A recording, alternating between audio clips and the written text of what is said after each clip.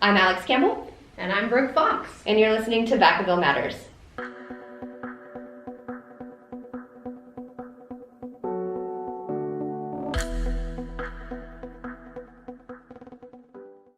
So, Brooke, you are the executive director for the Downtown Vacaville Business Improvement District. Correct. You got that correct. That's What? a long name. What is that? What do you do? Okay. The Downtown Vacaville Business Improvement District, sometimes known as the DVBID, is a special assessment district that was created in 2000 to basically direct public money into our downtown infrastructure projects and also to support the merchants that operate their businesses in the downtown district. So basically, it funds special projects like marketing, special events within that district. Representing the downtown, do you feel that you get pushback from the other parts of the city? So actually, what we get a lot of times is the city leaders actually say, well, we want to make sure this is a citywide program, or that kind of thing. So we do a lot of fighting to try to allocate resources to the downtown, because we feel it's the heart of the city and it's home to 650 businesses. But on the other side of the coin, we do have an associate membership program, which businesses that are outside the geographical boundaries of the downtown can pay an assessment or a fee, a yearly fee. And for that yearly fee, they'll get as much of the same rights as a downtown business that we can offer them. Can't offer them voting rights, but we can offer them advertising. We can offer them space in our events. So there's lots of features and benefits. They can check our website for that. Cool. And then those fees or the assessments or you have to pay to be part of the bid, right? Yes. So do those go actually towards the decor downtown, like the benches, the right carpets, all of that stuff? The money that the merchants pay in is associated with their business license fee, and so if they're in the downtown zone, they pay a different fee depending on the type of business and also their location in the downtown. The average fee that's paid is about $115 a year, and the fees are as little as $25 and as much as $500 a year. So Gotcha. They're very reasonable, and what they go towards is funding this organization. And so decor is a part of that. Although in recent years, so the fee structure is the same as it was in 2000. So our budget is increasingly stretched thin every year. Mm-hmm. So in recent years, we have not done as many of those infrastructure, capital improvement projects, design projects that we've wanted. So we're hopeful that will change with the city allocating some Measure M funding toward public art and also alley restoration. Those are two things that are on their list for Measure M funding.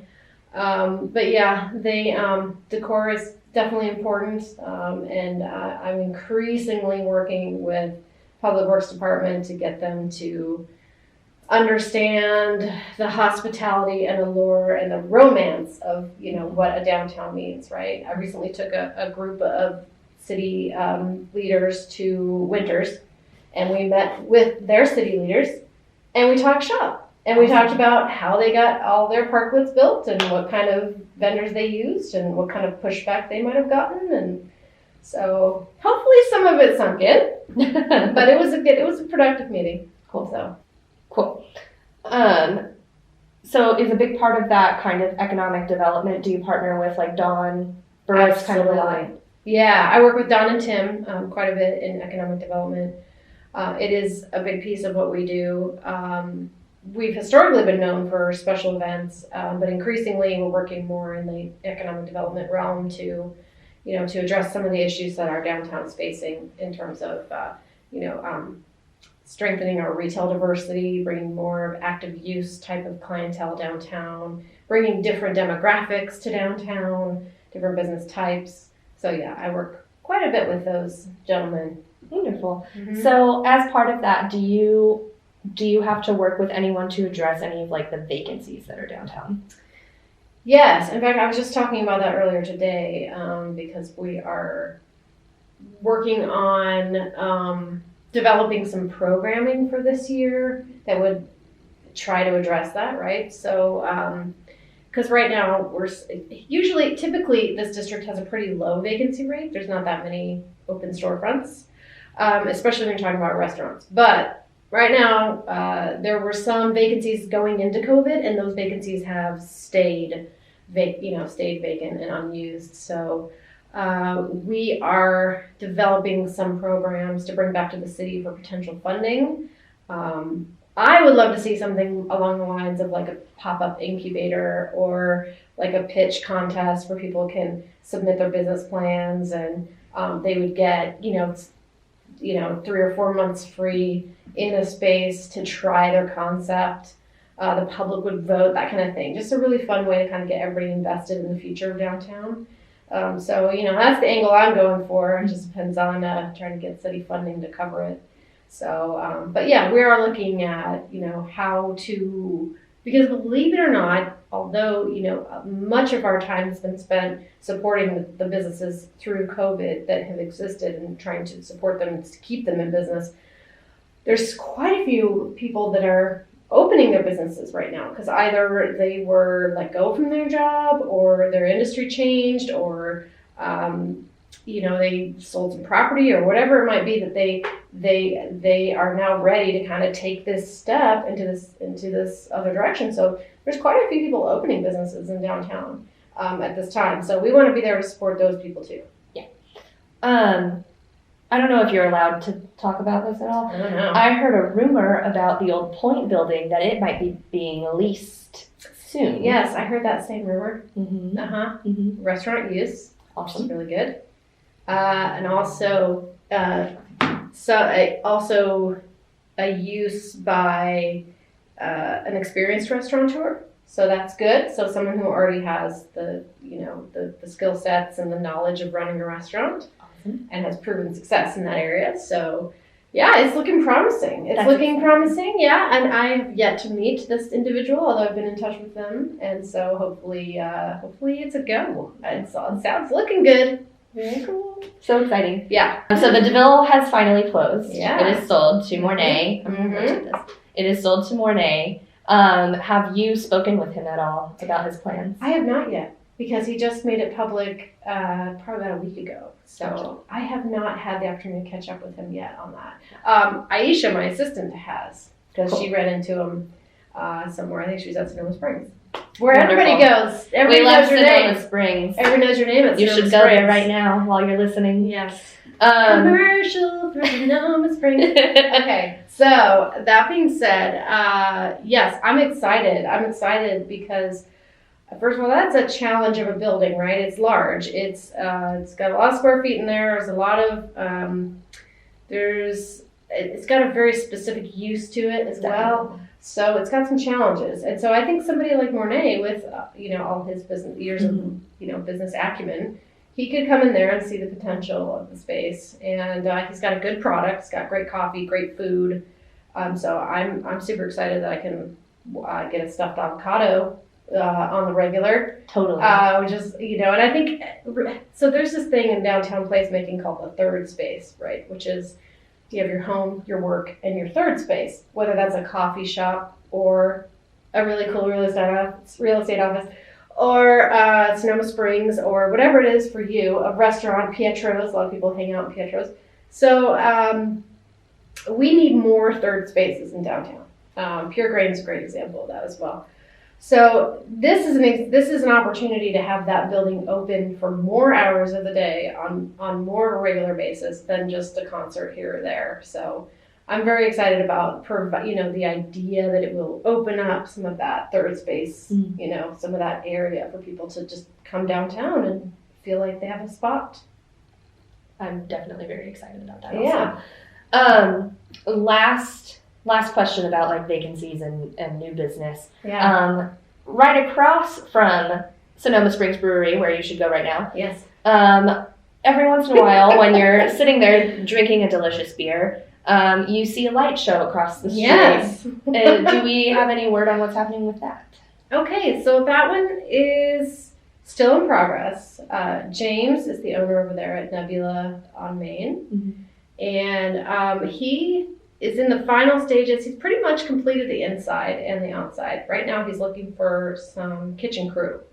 So as soon as he gets that lined up, he says he's good to go. So we will be anxiously awaiting the kitchen crew to come on and open up. And I think there was just some announcement that actually got sent to my phone earlier today. So it's something's afoot over there. And that's just to confirm, that's going to be like a lounge. Yeah. Sort of So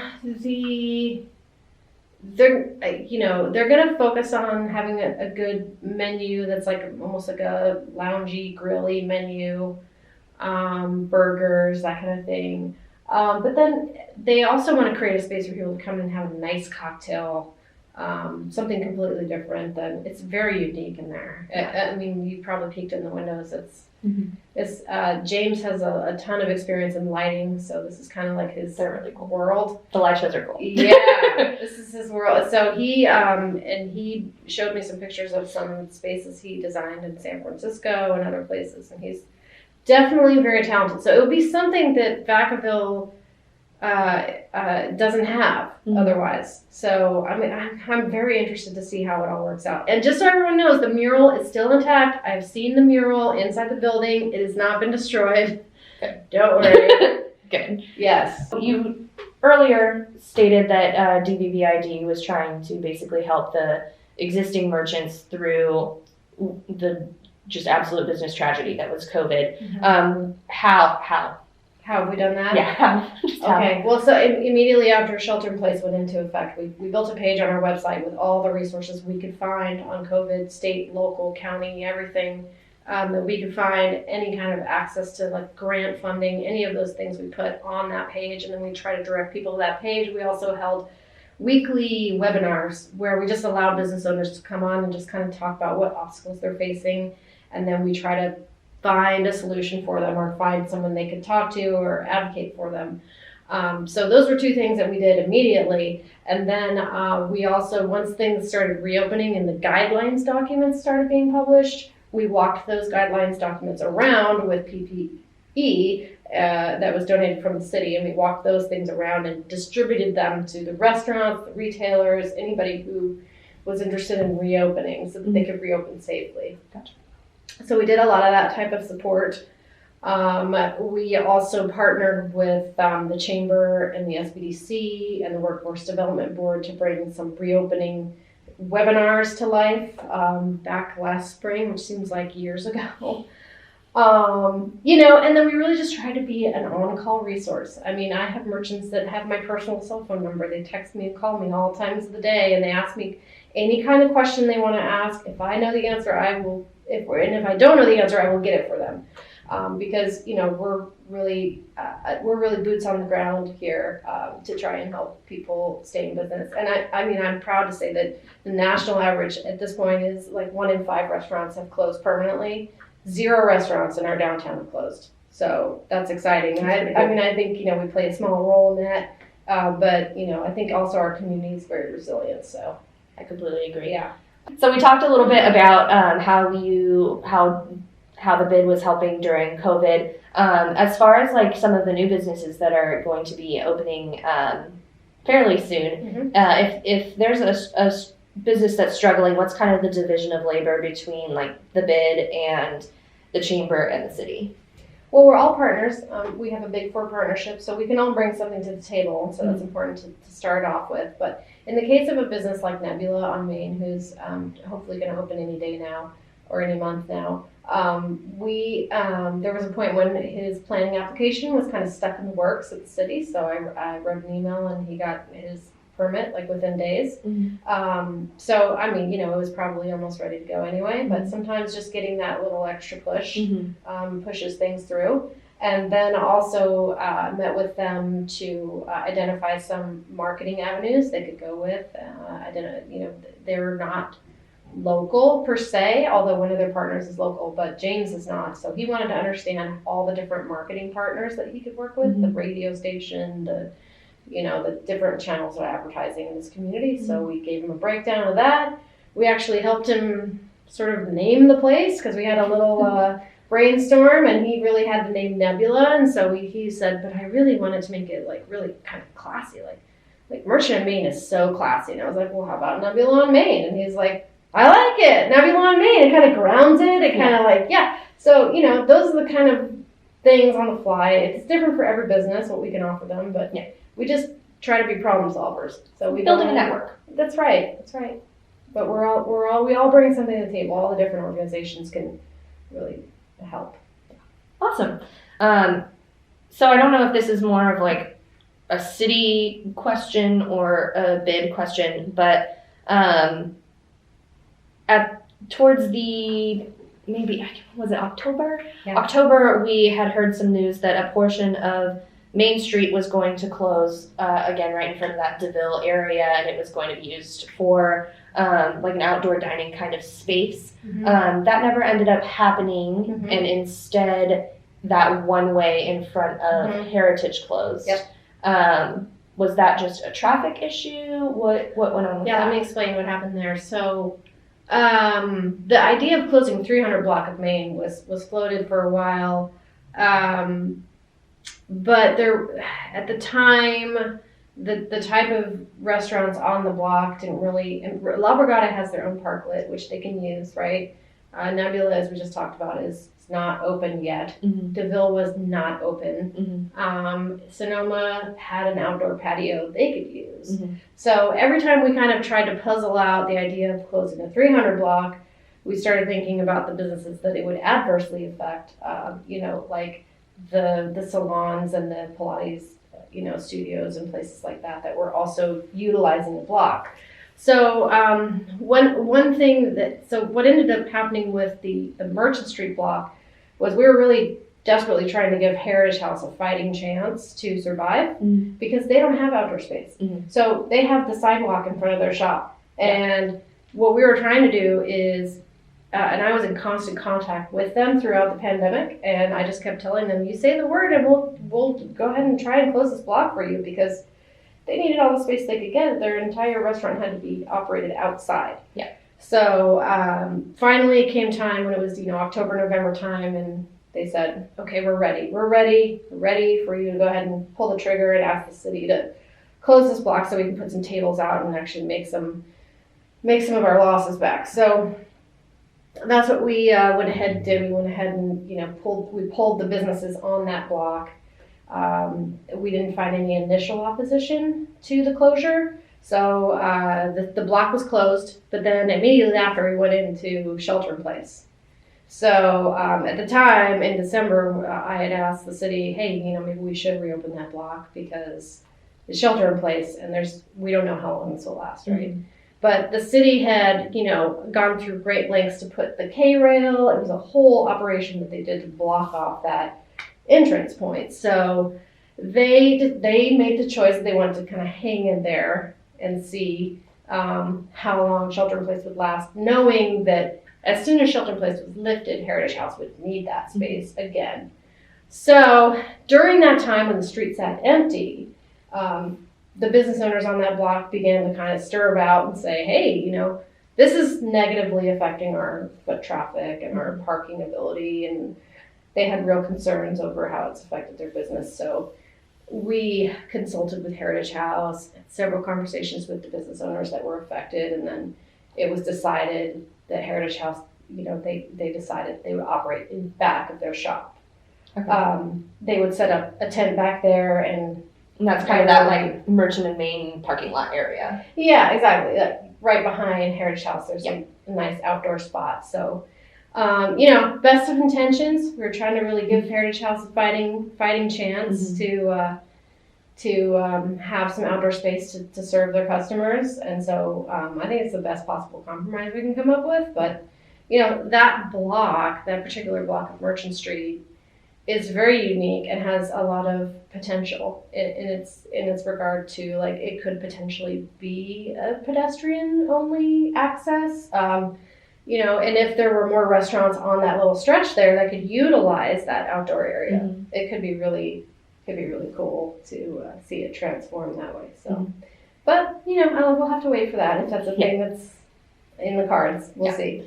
So, kind of building off of that outdoor dining concept, that entire town square area has kind of been turned into like this outdoor dining extravaganza melange experience. Yeah. Sure. Do you foresee that continuing to be a thing even in coming years after COVID has hopefully gone away? Well, I was thinking about this the other day because when I started this job, we weren't even allowed to have outdoor dining, like cafe dining in this town. It wasn't, there was actually a pilot program that went into effect about in my first or second year that the city was trying out, and it was kind of shocking to me, like, what do you mean you don't have that ordinance? Yeah. Like, what? Yeah, so how far we've come from not allowing it at all to now allowing it almost everywhere. There is a lot of movement on the state level to actually make some of these changes permanent. Restaurant owners are lobbying throughout the state to go ahead and extend some of those, like specifically the ABC parameter rules and the perimeter rules. Yeah. Because it's really when you take an example like La Brigada, it's done a lot for their business and will continue to do a lot for their business if it's allowed to stay. So because they just don't have outdoor space otherwise, and they have a very small dining room. So so I would like to see it stay, where it makes sense. In the case of the square, it's going to be a really interesting balancing act because we put on events in the square. And, we certainly don't want to infringe on the restaurant's ability to make money. It's definitely counterproductive to what we're about. But we're going to have to just cross that bridge when we get to it. We're so blessed to live in a place with such nice weather. It's just nice to enjoy a glass of wine outside. It's so true, and I find it curious that we didn't have these outdoor dining ordinances in a place where we have such good weather for so much of the year. So coming from back east, where people would sit outside when it was raining and cold or whatever, and it's just so I'm excited that it's we've really kind of broken through, and there's also a lot of talk on the city level about building some more attractive semi-permanent parklets that are not K-rail and white tents. Yeah, they're going to be more handsome and look like they're meant to be there on a more permanent basis. So cool. So look for that to come. Yeah.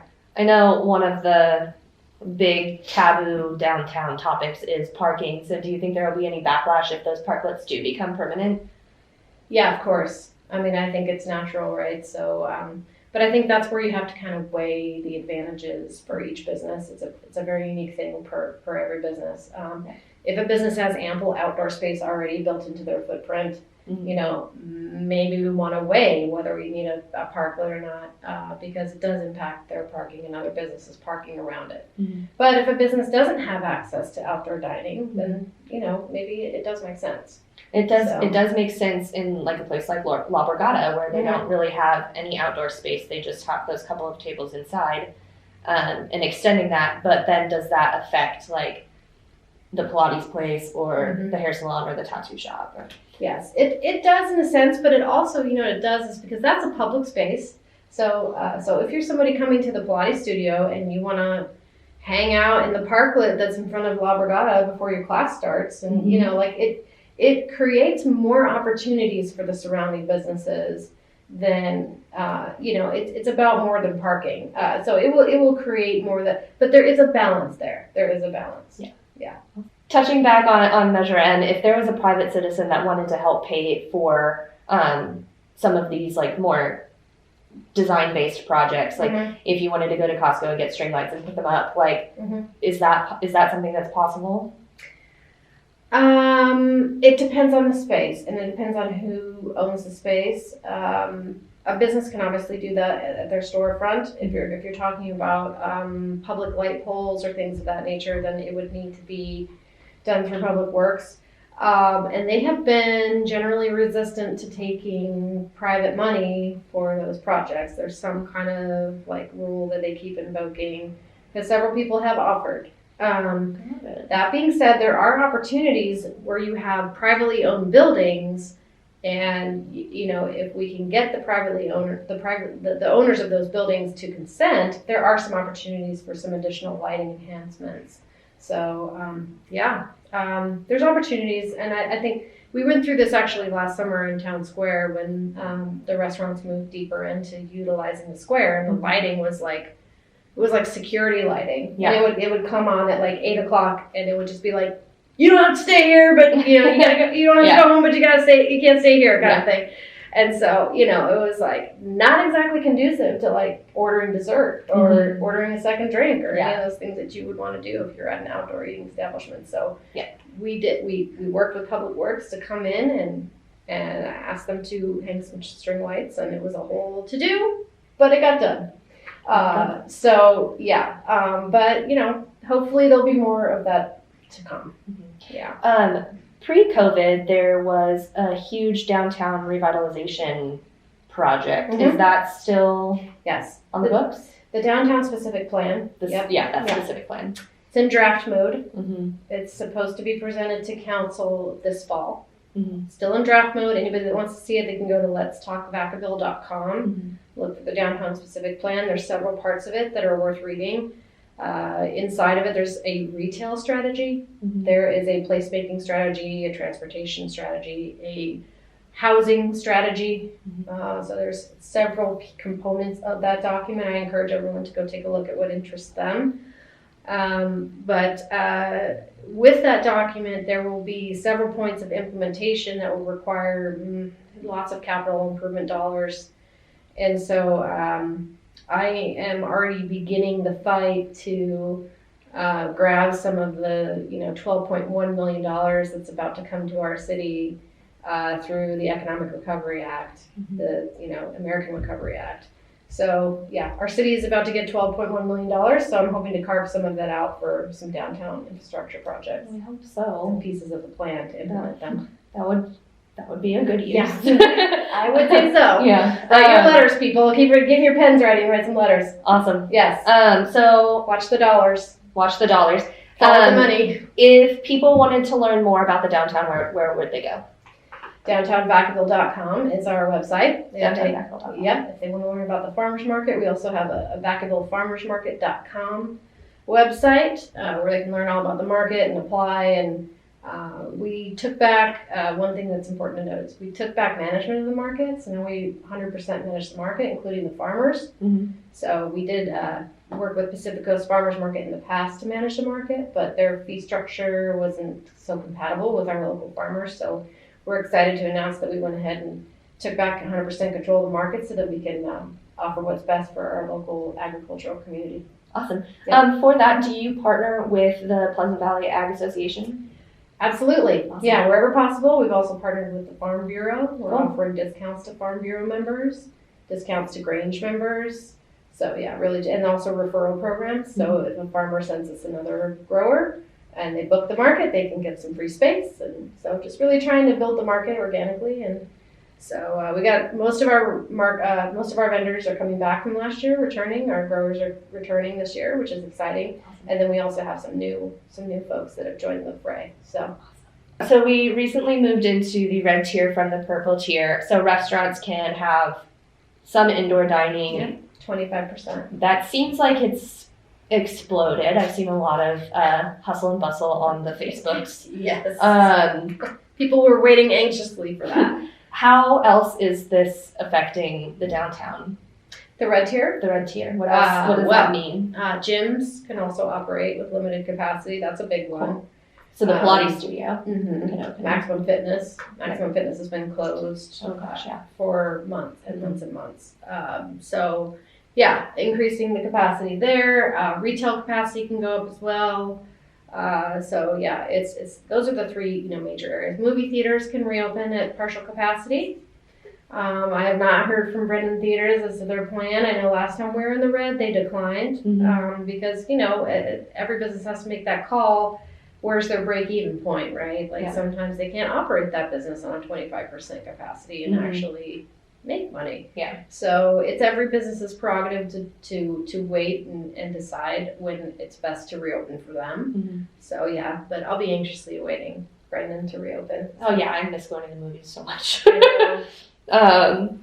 Great. Let's go ahead. I asked the question on the internet if anyone had any questions for you. Oh no. We had two. Good. The first one is how often it's a two-parter. Okay. How often are the flags on the lampposts changed? Oh. Okay, are you talking about the banners, I'm The guessing? banners, yeah, the banners. Okay, so the blue banners that you see for most of the year, they're up there for 10 months of the year. And then during the holidays, they switch over to a holiday theme, Merriment on Main theme. But then in a normal year, you might also find that some of the banners switch out for special events like Creek Walk or Fiesta Days. But that didn't happen this last year. Those switches didn't happen. So now the blue banners tend to remain. We did have a really cool thing happen in February where we worked with the city and we got permission to put up 2 Black History Month banners over there on the bridge leading to Andrews Park. Very cool. Yeah, so we got some sponsorships to pay for those banners we created. We created the artwork for them, and so we hope those go up every year in February for the month of February. Very cool. And we hope to have some more special banners throughout the year that we can use those 2 very prominent places to kind of send messages to the community and inspire. Awesome. So the second part of that question is in the same vein. There is a group interested in sponsoring pride flags. Very cool. Yeah. So that would be Love something it. they would talk to you. Yes, Great. please. Great. Cool. Yes, absolutely. Awesome. Yeah, one of the things we're going back to the city to ask for additional funding for this year is to create some more cultural events and opportunities for that. Awesome. And Pride Month is definitely on our radar. Cool. Yeah. Yay. Yeah. I love that question. Thank you.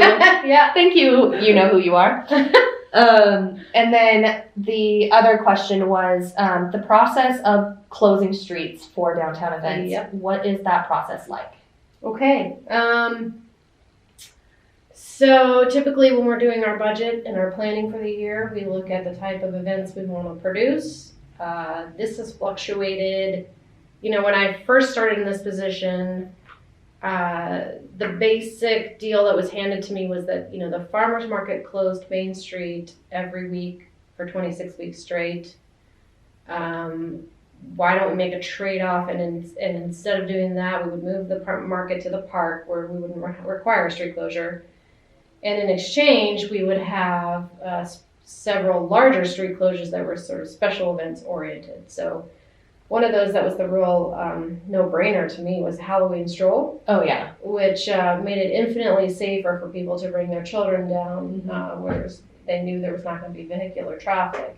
So that was just a no-brainer, right? And I mean, thousands of people go to that, right? Yeah, 5,000 people I think came to our most recent one. Pre-COVID times.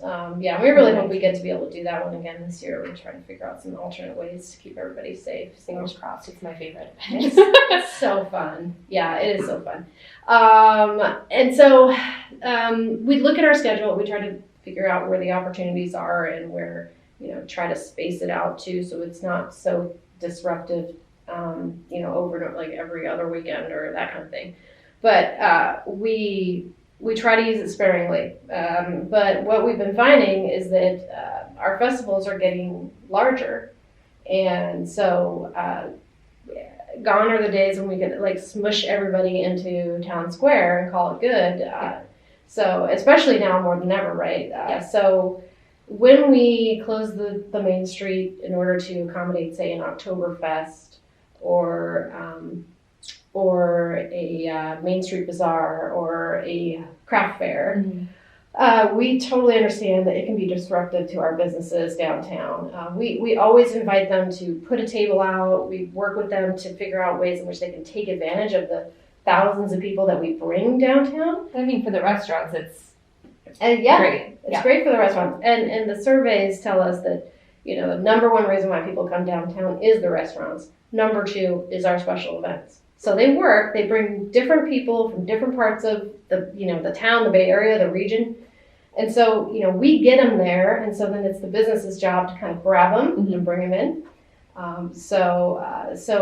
We were proud to see that some of those are really growing, and we feel like the closures are, we try to use them sparingly, but we also, use them in a way that we feel will attract different demographics and bring different people down and make them comfortable with the downtown environment. Because I'm sure you have listeners and watchers out there that have probably never been to downtown or don't really come to downtown on the regular. So the more we can make them comfortable by enticing them to come down for some of these larger events, the more they might feel like they might think of downtown for a Friday night dinner.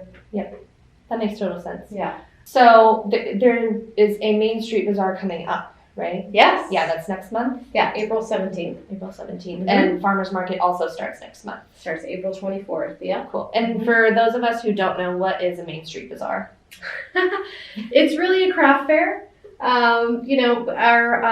So pretty much the only event besides our farmers market we were able to hold last year was our Holidays Craft Fair in November, and it was a wonderful day by all accounts. From everything we've heard, successful day for our vendors, successful day for our restaurants, successful day for the community that came out and just really wanted to just get out of their house and be with, just be out in a safe environment where they're outside, they could distance, they could shop, they could feel that holiday magic, all of that. So knowing that and staring down the calendar for 2021 and knowing that we, concerts are kind of, I don't know if they're going to happen this year, right? What can we do? We can do another craft fair. We can do a spring craft fair, right? So that's kind of where it came about. So then we were like, what do we name it? The Spring Craft Fair? So yeah, that's where we kind of came up with this fun name with the Main Street Bazaar. But the unintended consequences that I think is really cool about that name is what we have is some businesses that are ready to kind of like show people what's new. So we have the gym is going to do like a fitness demonstration on the street. Cool. And the School of Rock kids are going to come out. And I'm trying to get Bellaterra to come out and put out a table and just have some people like painting some pottery and just, so the word bazaar, I think it's kind of leaves it a little bit open to where people can kind of have an experience. They can shop for crafts, but maybe they'll also have some kind of like experience with a downtown business. Super cool. Yeah. That's all I have for you today. Thank you so much for coming and reinvigorating the podcast. We've been on a hiatus for a little while. Welcome back. Thank you all for listening, and we will see you next time.